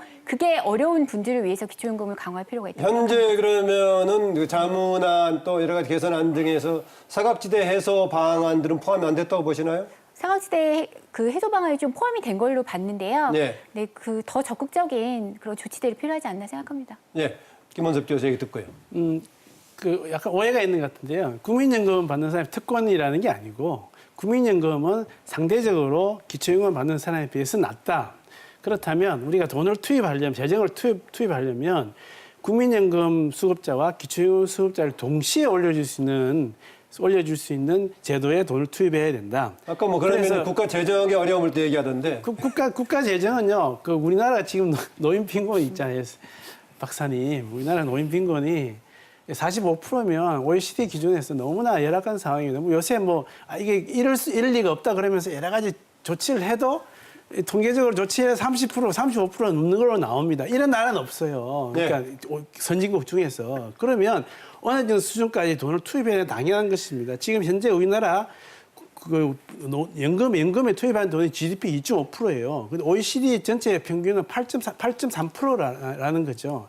지금 6% 정도를 GDP 6%를 덜 투입하고 있거든요. 그것 때문에 지금 우리나라 노인 빈곤은 다른 나라에 비해서 3배 정도가 되어가고 있는 겁니다. 네. 그래서 어느 정도까지 재정 투입은 필요하다. 물론 그것이 너무 과도하고 미래 세대에 엄청난 부담을 준 데까지 가서는 안 되죠. 하지만 어느 정도까지 당연히 투입해야 된다. 그런데 그것을 문제는 그 돈을 어떻게 투입하느냐가 더 중요한 것이지 투입하자 말자 그러면 지금 현재 노인들 다 버리자는 얘기밖에. 네, 윤석명 의원이 지금 이제 할 얘기가 있는데 잠깐 지금 이제 우리 그 시청자분들 의견을 좀 듣고 하죠. 유튜브하고 이제 페이스북을 통해서 지금 이제 라이브를 통해서 보고 있는데요. 김응시님의 의견입니다. 법이 자주 변화되는데 누가 책임을 지는지요? 관련 법이 자주 바뀌어서 혼란스럽다는 그런 의미로 주신 것 같은데 이게 여러 가지 조건이 바뀌니까 5년 주기로 하긴 하는데 중간 점검일 뿐이지 장기적인 당연히 검토 속에 제도하는 거 아니겠습니까? 그런 점인데 너무 법이 자주 바뀌는 거 아니냐 이런 질문입니다. 그다음에 정윤진님의 의견입니다. 국민연금의 필요성은 충분히 이해하고 있습니다. 하지만 국민연금이 미래를 보장해 줄 수 있을지 의문입니다. 그동안의 사건, 사고들로 기금 고갈 뉴스들만 보면 불안을 넘어 불편합니다. 사건, 사고면 어디 뭐 연금 운영했다가 주식 어디 했다가 지금 손해봤던 얘기를 하는지 뭔가 모르겠는데 일단 신뢰도를 높일 수 있는 방법이 필요하지 않을까요? 약간 질문과 궁금함 같이 포함이 되기도 하는데 제도가 너무 좀 바뀌는 것에 대한 불안 이거기도 있네요. 김원식 교수님. 예, 제도는 사실은 다른 나라 같은 경우에는 자동 안전장치라고 해가지고 예. 이 사회적 변화에 따라서 거시적 지표에 따라서 글쎄요. 자동적으로 조정해 주는 것을 통해서 이제 제도 개혁을 좀 해야 된다고 생각이 들고요. 네. 예. 그 다음에 또 하나의 문제는 이제 국민연금을 5년에 한 번씩 지금 그 제도 개혁에 대해서 얘기하고 있습니다만은 사실은 실제로 말만 많았지 구체적인 행동으로 옮아간 경우는 사실 그 규모에 비해서 크지 않은가 생각이 듭니다. 그래서 앞으로는 이제 제도 개혁의 방향도 이제 좀 논란에 굵직굵직하게 비해서 실제로 그렇게 바뀐 것은 많지 않았다라고 보군요. 실질적으로 좀 만들어진다고 생각이 들고요. 아까 네. 기초연금 말씀하셨는데 기초연금 분명히 그 본래 취지가 빈곤층 노인들을 위한 제도인 건 확실합니다. 네. 그러면은 실제로 70%의 노인들에게 기초연금을 주고 이번 정부에서 전체 다 주겠다는 그 목표도 있는 것 같은데 그렇다면 이건 보편적인 연금 형태로 바뀌는 거거든요. 네. 그래서 어떻게 보면은 정부 입장에서 봤을 때 정말 빈곤층 노인을 위한다면은 빈곤층 노인이 50%라면 50%의 기초연금을 좀 더 집중적으로 주는 방향을 모색을 하고 네. 앞으로 어차피 국민연금이 숙성됨에 따라서 수급자의 그 수급 금액이 증가할 거거든요. 거기에 따라서 기초연금도 조정해 가는 그러한 좀 정책적, 뭐 구조적 개혁이 좀 있어야 되지 않을까 생각합니다. 아무래도 이렇게 제도라든가 정책을 결정하는 정부에서는 빈곤층 노인 문제라든가 노후 복지를 종합적으로 아마 보면서 결정할 걸로 보이는데 아까 윤석명 의원 우리 김원섭 교수 얘기에 대해서 뭐 다른 견해 있는 것 예, 같은데. 몇 가지 좀 여기 질문도 들어온 것도 있고 네. 그러니까 저 시청자분들께서 그러니까 국민연금 제도가 자주 바뀌는 것 같다 그러는데 우리 김 교수님도 말씀하셨지만 그렇게 많이 바뀐 게 없습니다. 98년에 소득 대체율 60%로 10%포인트 낮춰지고 그 노무현 정부 때 굉장히 유시민 장관이 사퇴하는 우여곡절 끝에 2028년까지 40% 이렇게 낮추는 안이 통과됐고 그때 반쪽짜리 개혁이라고 했거든요. 유시민 장관 그때 파문 있었을 때 이것을 영제 모시 낮추는 그것이 쟁점했던가요? 그때 이제 두 가지를 냈어요. 하나는 소득 대체율 40% 낮추고 보험료는 올해 2018년까지 12.9% 올리는 안이었는데 네. 보험료 올리는 건 국민들이 고통스러워하니까 그러겠죠. 이렇게 빠뜨렸거든요. 그래서 소리만 요란하지 지금. 그러니까 국민 여러분들은 손을 많이 대고 제도를 많이 고친 것 같은데 그렇게 손을 많이 못 댔습니다. 이 부분은 네. 이제 저희가 이제 좀 공감할 필요가 있고요. 이제 제가 기초연금 관련해서 노인빈곤 관련해서 좀 말씀드리고 싶은 게 있는데 우리 뭐 보면 저 노인자살률도 OECD 최고, 노인빈곤율도 OECD 최고 그러니까 우리가 좋은 거는 1등 못하고 나쁜 것만 1등 하지 않느냐 하고 이제 인터넷상에서 아주 굉장히 그런데 전 이 부분에 대해서 근본적인 질문을 좀 던지고 싶은 게요. 우리가 지난 두 분 답해 주세요. 네네. 지난 3, 40년 동안 우리가 전 세계에서 가장 빠른 경제 성장을 이룩했습니다. 외국 사람들은 우리 부러워하는데 우리나라 노인 빈곤율 OECD에서 최고입니다. 그러니까 청년 실업률 높아요. 중년층들은 집 사고 애들 교육시키느라고 가난합니다. 그럼 우리나라는 어느 연령층이 부유한지 모르겠어요. 이걸 삼성이니 뭐 현대니 대기업이 다 갖고 간 건 아닐 것 같거든요. 그래서 제가 이제 근본적인 질문 던지는 게 뭐냐면 소득 하나 기준 노인 빈곤율은 압도적으로 우리가 OECD 최고 수는 높습니다. 근데 우리 연금 제도가 도입된 지 얼마 안 되고 전통적으로 우리나라 국민들이 부동산을 선호하지 않습니다. 요새도 네. 집값이 올라갔고 퇴직연금 중간정산해갖고 다 집을 사는데 그러다 보니까 여기서 계산하는 그 빈곤율은 현금이 없으면 부동산이 많아도 다 빈곤한 사람이에요. 이게 이런 부분이 굉장히 과대 계산돼서 이게 저 국회에서 지적을 해서 제가 작년에 계산을 해봤어요. 소득 하나뿐만 아니라 가처분 소득 하나뿐만이 아니라 부동산 뭐 이렇게 주거 안정성 그 세 개 차원으로 해보니 우리나라 노인 빈곤율 한 22%로 떨어진다는 거예요. 그리고 지금 기초연금의 가장 큰 문제점을 OECD에서 지적하는 내용은 뭐냐면 기초연금 수급자 중에 30%가 상대 빈곤선 이상이다. 네. 그다음에 기초연금 수급자의 30%가 절대 빈곤선 있으면서도 상대 빈곤선 벗어난 사람하고 똑같은 액수를 받는다. 이 부분을 어떻게 해결할 건가에 대해서 OECD에서 지속적으로 문제 제기를 하고 있거든요. 네. 이런 관점에서 저희 같은 경우는 선택과 집중, 취약계층, 저소득층한테 세금으로 지원되는 그 연금액은 좀 더 지원하는 게 좀 노인 좋다고 빈곤 봅니다. 문제가 이렇게 퍼져버려 일단 그래도 듣고 마무리하고 넘어가겠습니다. 얘기하십시오. 제가 말씀드리고 싶은 건 이제 한국 노인들이 실질적으로 그렇게 가난한 게 아니다라고 말씀하시고 싶은 것 같아요. 근데 부동산 자산 같은 경우에도 수입이 있는 부유한 노인들이 부동산 자산이 많고 수입이 없는 가난한 노인들은 부동산 자산도 없어요. 그리고 굉장히 열악한 상황이거든요. 그리고 저는 이제 한국의 부동산 열풍으로 해서 많은 국민들이 고통받는 그 기저에는 사실은 이 노후소득 체계에 빈곤함이 분명히 깔려 있는 것 같아요. 왜냐하면 연금으로 자기 노후가 대비 안 된다는 불안감이 있기 때문에 국민들이 돈만 있으면 무조건 부동산 자산을 사서 어떻게든 노후 대비를 하려고 하고 그래서 과도하게 부동산 열풍이 일고 또 그런데 이런 것들은 결국 돈이 있는 사람만이 성공할 수 있는 투자잖아요. 그래서 오히려 자산 불평등이 더 심각해지는 그 내면에 지금 연금 제도가 제대로 되어 있지 않는 원인들도 있는 것 같습니다. 예. 예. 그러니까 상대적인 건데요. 그러니까 다른 선진국 가면 대부분 일반적인 다른 국민들에 비해서 노인 빈곤이 낮습니다. 그러니까 노인들의 상태가 더 좋은 거죠. 일반적인 국민들보다. 왜냐하면 그 노인들은 평생을 열심히 일한 사람입니다. 열심히 일을 해서 자산과 소득을 축적한 사람인데 당연히 지금 당장 일하기 시작한 사람들 조금 일하는 사람보다 훨씬 더 상황이 나은 게 네. 보통의 사회입니다. 그 정상적인 사회이고요. 근데 우리나라 같은 경우는 노인 빈곤율이 그 일반 빈곤율보다 3배 이상이 높아요. 그러니까 네. 우리나라는 열심히 일을 하면 일을 할수록 빈곤에 더 많이 빠져 있는 상황입니다. 그런 사회가 그러니까 정상적이고 문명화된 사회는 아니거든요. 네. 그래서 그런 걸 생각해 보실 필요가 있고 두 번째는 이제 가난한 사람한테만 그 기초연금을 몰아주면 되지 않느냐 이렇게 말씀을 하시는데 지금 현 제도적인 상황에서 매우 어렵습니다. 왜냐하면 국민연금이 지금 평균 급여 수준이 36만 원이고요. 지금 기초연금이 25만 원입니다.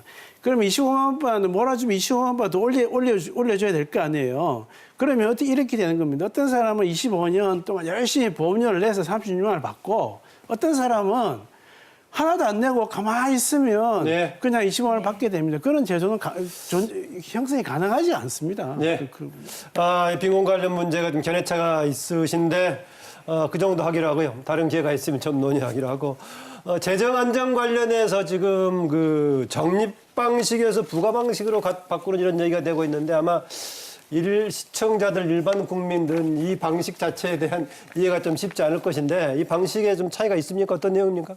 예, 부가 방식, 적립 방식 용어 자체가 굉장히 어려운데 부가 방식은 당연도 연금 지출액 나가는 게 예를 들면 200조라 그러면 네. 200조를 그 해에 연금에 가입한 사람들의 보험료 수입하고 부족한 부분 정부 세금으로 이렇게 충당을 해서 매년도 수입 지출을 맞춰 나가는 네, 제도입니다. 매년요? 네. 그러니까 이런 제도는 인구 구조가 아주 안정적일 때는 별 문제가 없어요. 그러니까 전체 나라에서 연금 받는 사람들 비율이 한 25%고 예, 예. 나머지는 경제활동 젊은 유소년 인구라 그러면 별 문제가 없는데 지금 말 설명하신 게 부가 방식. 방식입니다. 근데 이제 우리처럼 빠르게 인구 고령화가 돼서 2060년 이후에 노인 65세 이상이 40%가 되는 나라 같은 경우는 다 매년 지출할 연금액을 매년 그 당시 경제활동하는 사람들이 낸 보험료나 아니면 세금으로 투입할 경우는 그때 경제활동하는 사람들이 굉장히 부담이 많아지겠죠. 네. 그러니까 적립방식이라는 건 그러면 후세대 젊은 세대가 부담이 너무 크니까 자기 받을 거는 자기가 경제활동할 때 미리 내자. 그래서 쌓아두자. 쌓아뒀다가 경제활동에 쌓아뒀다 은퇴하면 퇴직할 때 자기가 쌓아놓은 돈 갖고 받자. 이게 이제 적립방식입니다. 현재 그러면은 우리가 하고 있는 방식이 부분 적립 방식입니다. 부분 적립 우리가 방식. 640조라 그런데 아까 김원섭 교수 얘기면은 사실상 보장이 되는 거니까 부분 적립 방식이 아니고 확실한 적립 방식이네요. 그 해석에 따른다면. 그렇지 않고요. 요건 재정 방식이고요. 네. 받는다는 건 이제 급여 지급 방식입니다. 급여 지급 방식 우리 국민연금 예전에 많은 공적연금들이 해왔던 게 영어로 Defined Benefit 약자로 DB라 그러는데 네. 가입자들이 국민이 얼마 냈든 상관없이 정부가 당신한테는 대한민국 국민이면 국민연금 20년 가입하면 얼마를 주겠습니다. 네. 약속을 하는 게 확정 급여 방식입니다. 그런 관점에서 이제 보장이 됐다고 이제 우리 김원섭 교수님 말씀하시는 거고 이게 충당이 안 되고 어려우니까 독일이나 스웨덴, 노르웨이, 핀란드 이런 나라는 확정 급여 방식을 이제 포기하고 이 사회경제 환경이 계속 바뀌니까 일생 동안 너가 65세 전까지 보험료를 내면 그 액수에다가 경제 성장률을 이자로 붙여서 예. 20년, 25년 연금을 받는다 그러면 그만큼 나눠서 낸 것만 주는 게 이제 확정 기여 DC 방식인데 예. 지금 우리 국민연금은 DB 3%를 냈든 6%를 냈든 9%를 냈든 받는 거는 일정하게 다 똑같이 준다는 어떤 이런 방식이다 보니까 세대 간의 형평성 문제가 이제 나타나는 거예요. 예. 그러면은 지금 논의가 되고 있는 게 조금 부가 방식 방향으로 1년 단위로 수지 타산을 맞추자는 쪽으로 좀 얘기가 많이 나오고 있는 겁니까? 어떻습니까? 예, 그런 형태로 간다고 보는 거죠. 왜 그러냐면은 소위 목표 적립률이라는 거를 이제 설정을 해가지고 예. 전체 총 나갈 급여액의 한 배라든지 두 배를 적립하겠다 이런 의미거든요. 지금까지는 사실 그런 논의가 없었습니다. 그러나 그 굉장히 의미가 있는 변화라고 생각이 들고요. 예. 아까 이제 보완적으로 말씀드리면은 확정 급여형의 문제는 뭐냐면은 본인이 보험료를 내는 순간 본인의 급여가 결정이 되는 겁니다. 그러니까 지금 현재 보험 재정에 관계없이 내가 돈을 내면 그것이 제도에서 보장을 해주니까 그것은 어떤 형태든 간에 누군가 마련을 해줘야 되는 거거든요. 근데 실질적으로 그거를 마련해 줄 수 있는 돈이 지금 쌓이질 않고 있다는 데 문제가 있는 거죠. 예. 그리고 또 하나의 문제는 이제 적립 목표 기금이라든지 혹은 이런 기금을 많이 쌓아둔다는 것이 의미가 있는 것이 나름대로 여기에서 효율적 운영을 잘 했을 경우에 부분적으로 기금 수익이 증가하지 않겠습니까? 그것에 따라서 보험료율이 그나마 조금이라도 낮게 적용될 수 있지 않을까 그러한 희망사항을 이제 우리가 염두에 두고 있는 거고요. 네. 그런 점에서 앞으로 이러한 적립기금을 일정 부분 쌓는 건 중요하고 또 제가 아까 이제 초두에 말씀드렸습니다마는 지금 1,700조라는 돈이 순식간에 한 15년 사이에 그냥 없어져 버리는 거거든요. 이 기간은 굉장히 우리 경제에 위기가 닥칠 가능성이 굉장히 높습니다. 네. 그 돈이 일시에 자본시장에서 빠져나가는 거기 때문에 네. 그래서 여기에 따른 정책적 조정이 있어야 되지 않을까 생각을 네. 합니다. 근데 너무 교수님들께서 그 국민연금 가입자가 아니시라고 국민연금은 너무 약간 그리고 사실은 사학연금이나 이런 것도 다 확정 그 급여형으로 받으시잖아요. 근데 제가 궁금한 지점은 이제 국민연금이라는 제도 목적이 기금을 유지하기 위한 건 아니잖아요. 근데 한국은 사실 기금이 너무 많이 쌓여 있는 게 또 문제이기도 해요. 근데 이렇게 많이 쌓여 있는 것을 굉장히 정확한 목표로 잘 운용을 해서 또 적절한 수익을 올리면 좋겠지만 지금 어떤 문제가 있냐면 그러니까 김남희 변호사 네. 빼고 나머지 세 분은 다 특수직역 지금 이제 연금 받네요. 윤석면 선생님은 저도 국민연금입니다. 그렇습니까? 예. 네, 그런데 이제 그 기금이 너무 많이 쌓이고 한국에서도 투자할 곳을 못 찾으니까 지금 전 세계를 다니면서 여기저기 투자하려고 다니면서 제가 이제 외국의 다른 인권단체나 이런 얘기를 들어보면 예. 뭐 그 제3세계에서 막 강제로 개발을 하면서 엄청난 나쁜 짓을 한다든지 환경 파괴를 한다든지 이런 굉장히 많은 일들이 발생하고 있어요. 그래서 저는 과연 우리나라 국민들이 열심히 모은 돈으로 적립된 이 기금이 이렇게 전 세계를 돌아다니면서 투자를 하고 다니는 이 행태가 맞는 것인가. 네. 그래서 기금을 지나치게 많이 쌓는 것은 또 그에 따른 부작용도 분명히 발생하고 있다. 네. 그렇게 생각하고 기금 있습니다. 운영 관련 문제까지 지적해 주셨네요. 네, 김원석 교수. 기금 운영은 이렇게 지금 규모의 기금을 운영에 불가능한 것은 아니죠. 그러니까 근데 하지만 우리나라가 아직 그 경험이 없기 때문에 그 실력을 쌓아야 되는 건 맞고요. 그런데 우리나라가 기금의 1등은 아니거든요. 그 네덜란드나 일본이나 뭐 미국의 뭐 캘퍼스 같은 다른 큰 거대 기금이 있고요. 잘 운영되고 있습니다. 그러니까 그동안에 지금 우리나라 이 기금 운영해가지고 어떻게 조금 많이 불렸습니까? 어땠습니까? 그래서 기금이 이제 지금까지 수익률 상당히 좋은 편이고요. 아, 그래요? 그래서 지금 적립된 기금의 3분의 1은 기금에서 기금 수익에서 나온 거 3분의 2만 예. 그 보험료에서 나온 거거든요. 그래서 향후에도 아까 말씀하신 것처럼 일정 정도의 기금을 유지하는 것은 매우 바람직하고 예. 그것을 아까 말씀하신 것처럼 사회적인 책임 투자, 사회적으로 이제 나쁜 기업에 투자하지 않는 그런 기준은 정하면 됩니다. 정하면 되고요. 예. 하지만 이제 문제가 되는 건 그겁니다. 그러면 이제 적립금을 계속 유지하되 앞으로 그럼 보험료는 어떻게 할 것인가? 보험료 문제는 상당히 중요한 문제입니다. 우리가 보험료를 어느 정도 수준에서 유지할 것인가? 요율 얘기하는 건가요, 네, 지금? 보험료를 이제 어느 정도 수준에서 유지할 것인가 매우 중요한 문제입니다. 아까 뭐 대체로 뭐 장기적으로 계속 올라갈 수밖에 없다라고 봤는데 근데 그걸 이제 지금 과연 이제 지금 제 생각에 10%에서 12% 이상이 되는 보험료를 우리나라가 감당할 수 있을 것이냐. 물론 대기업에서는 다 감당할 수 있겠지만 그게 우리나라에 자영업자가 들어와 있거든요. 자영업자가 상당히 많고 이 자영업자는 자기가 다 내야 됩니다. 그 9%는 9% 다 내고 예. 기업에서는 반반씩 내지만 자영업자들 비정규직 이런 식으로 하면 우리나라에서 과연 감당 가능한 보험료 수준이 뭐냐? 다른 나라 사례를 보면 근데 해야 되는데 힘들다 그래 해법을 어떻게 해야 된다는 네, 얘기입니까? 저는 이제 그 국민연금에 대한 의존보다는 아하, 그 예, 부분을 역시. 기초연금과 같이 가는 제도로 갈 수밖에 없다. 국민연금에 되지도 않는 힘든 국민연금에다가 계속 모든 책임을 다 미루고 놓고 보험료 올려라 막 이런 식으로 하는 것보다는 그 부분 국민연금에서 감당할 부분이 있고 역시 김원석 교수는 이제 기초연금 등의 역할을 강화할 예. 필요가 이 부분이 있다. 제일 중요한 논점 같아서 제가 조금만 네, 그러고 나서 말씀을 김원식 드리는데, 교수 하십시오. 우리가 지금 공적연 강화, 국민연금 갖고 이제 이 쥐꼬리만 용돈만한 거다 받는 쪽에 굉장히 얘기를 많이 하지 않습니까? 연금제도란 기본적으로 이게 도깨비 방망이, 요술 방망이 아니라 돈이 들어오고 나가는 문제인데 지금 우리의 소득 대체율 어려운데 인컴 리프레스먼트라는 용어로 45%입니다. 올해 기준으로. 네. 근데 우리가 OECD 회원국으로서 OECD 다른 나라들하고 비교를 많이 하지 않습니까? OECD 회원국들의 공적연금 평균 소득 대체율이 40.6%, 한 41%인데 평균 보험료가 18%입니다. 우리의 2배입니다. 근데 이제 우리는 뭐냐면 우리나라 상황에서 보험료 부담하기 어려우니 이건 보험료 올리는 건 얘기하지 말자 그러는데 그러면 나중에 우리가 그러면 연금제도를 하지 말아야죠.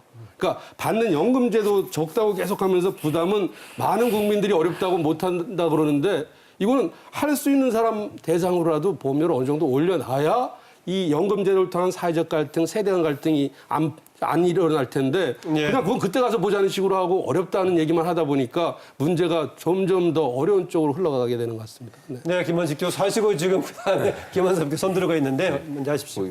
윤 교수님 말씀 이어서 재정 문제는 그 세대에 필요한 보험 급여는 그 세대에서 걷도록 세대 간 독립성을 유지하도록 해주는 것이 원칙이라고 생각이 들고요. 예. 왜 우리가 낼 연금 급여를 왜 후세대가 부담을 하게 합니까? 그건 말이 안 되는 거고요.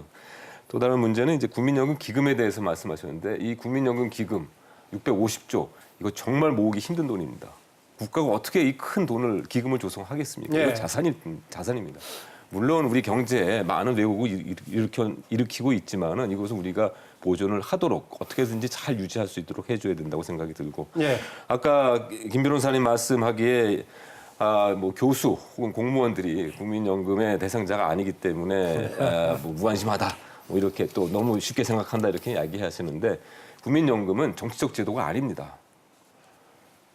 상품입니다. 연금 상품입니다. 정부가 제공한 연금 상품입니다.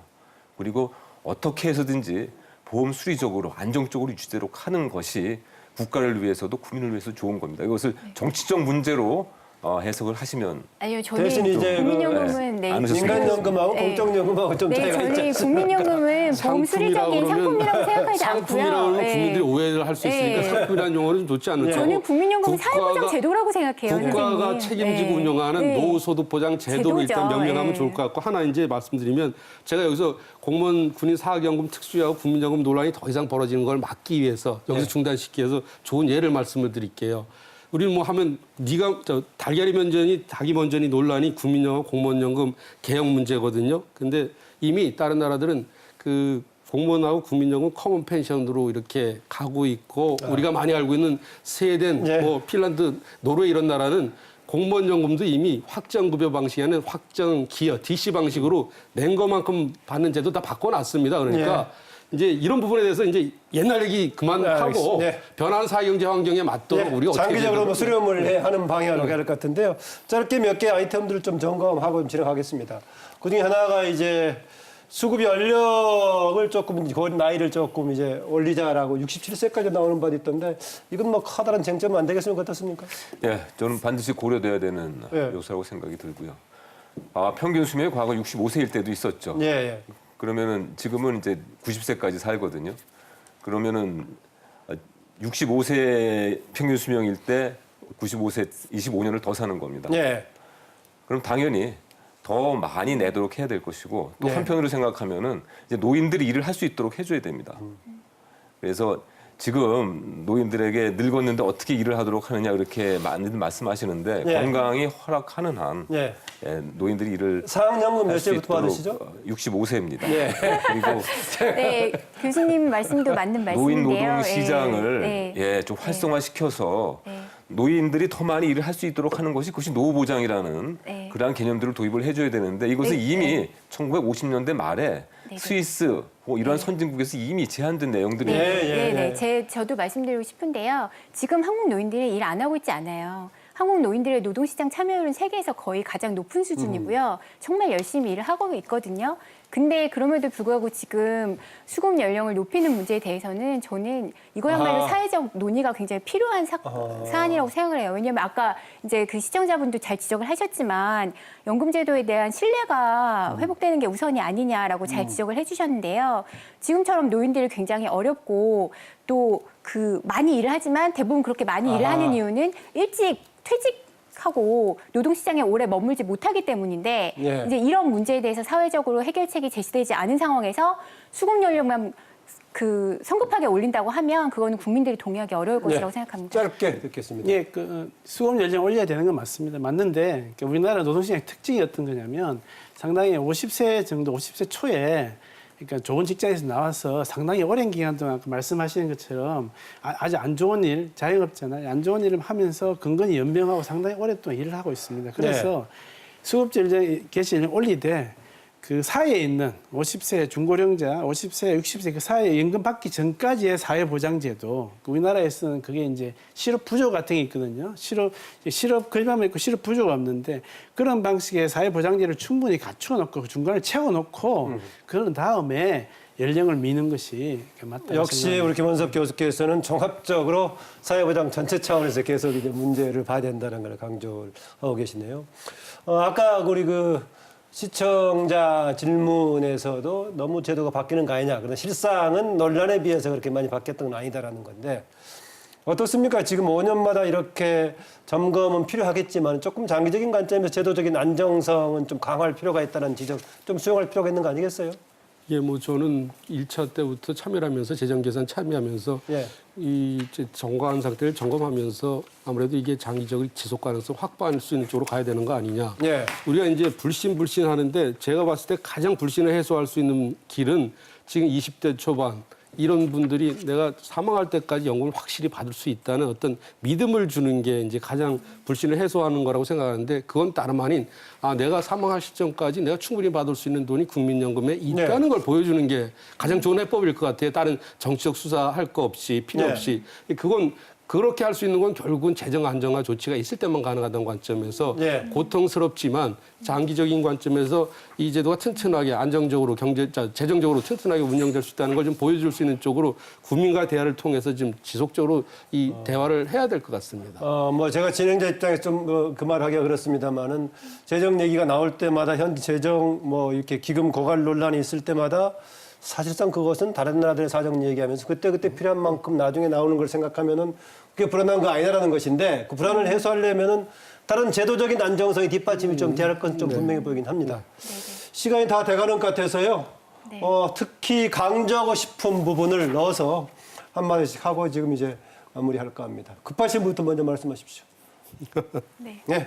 오른쪽에 김만희 변호사부터. 네. 저는 이제 국민연금이 어떻게 국민의 노후를 잘 보장할 수 있을 것인가가 모든 논의의 출발점이자 마지막이 돼야 된다고 생각을 하고요.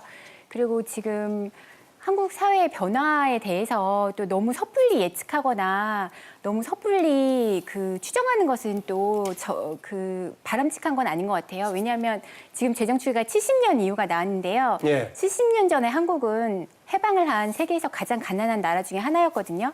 근데 앞으로 70년 동안 어떻게 노동 구조가 변하고 어떻게 인구 구조가 변할지 또 통일이라든지 여러 가지 변수들이 있는데 그것에 대해서 좀 너무 섣불게 단정을 하고 제도를 급격하게 바꾸는 것보다 우선은 국민연금은 국민들의 신뢰를 받아가면서 개혁을 해나가는 것이 필요하다고 생각합니다. 네, 김원석 교수님. 이번 연금 논의에서 빠진 것은 현재 노인들의 노인 빈곤을 해결하는 문제입니다. 지금 국민연금 소득대출 올리고 이런 것도 사실은 지금 현재 노인 빈곤은 아무 상관이 없습니다. 이건 한 30년 뒤에 나타나는 문제이지. 그런데 완전히 현재 노인 문제에 대한 문제를 먼저 빈곤을 어떻게 해결할지에 대한 문제를 먼저 그게 초점을 맞춰서 종합적인 대안을 찾는 것이 필요하다고 생각합니다. 네, 김원식 교수님. 네, 국민연금은 정부가 운영하는 적자 상품이다. 적자 정부가 손해 보는 네, 겁니다. 네. 정부가 분명히 손해 보는 거 확실하고요. 국민들은 이것을 저축으로 생각을 하고 있습니다. 네. 국민의 그만큼 기대가 큰 거죠. 그래서 저는 정부 당국자들이 정말 사명감을 가지고 책임감을 가지고 국민연금 개혁에 적극적으로 나서셨으면 좋겠습니다. 네, 윤석열. 하나의 제도로 모든 걸 풀 수는 없습니다. 이제 국민연금 제도를 강화한다 그래도 이건 많은 시간이 필요로 하는 거고 현재 노인 빈곤 문제는 또 우리 기초연금을 통해서 이제 풀 필요가 있는 것 같은데 하나 말씀드리고 싶은 거는 100년 뒤를 어떻게 알겠냐, 70년 뒤를 어떻게 알 거냐 그랬는데 우리가 한일전 축구 시합에서 지금 분해서 잠을 못 자지 않습니까? 우리하고 비슷한 사회경제 환경에 있는 일본은 후생연금, 국민연금을 통해서 100년 이후까지 안정적으로 제도를 이미 바꿔놨거든요. 그런 관점에서 우리도 장기적인 관점에서 이 문제를 접근해야 될 것 같습니다. 네. 지금까지 국민연금 개선과 관련한 얘기 나눴습니다. 오늘 함께해 주신 네 분 고맙습니다. 감사합니다. 예, 많은 분들이 먹고 살기 바쁘다 보니까 노후 준비를 제대로 하지 못했다고들 말합니다.